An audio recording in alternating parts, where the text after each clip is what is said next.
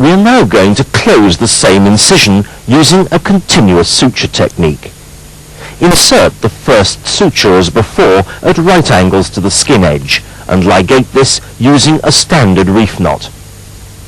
However, in this situation, just cut the short end and hand the long end of the suture to your assistant, who will follow you during this procedure.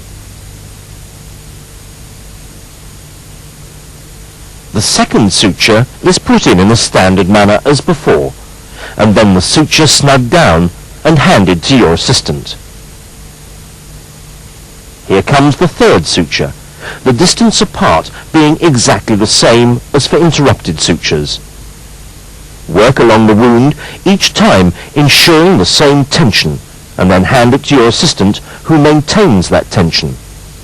Work along the wound, ensuring equal distance between the sutures to ensure the same tension down the whole length of the incision.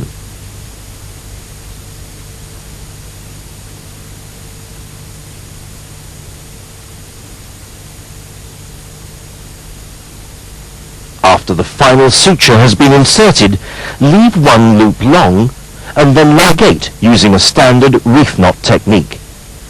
Once this has been tied, you're in a position to cut both ends of the suture material.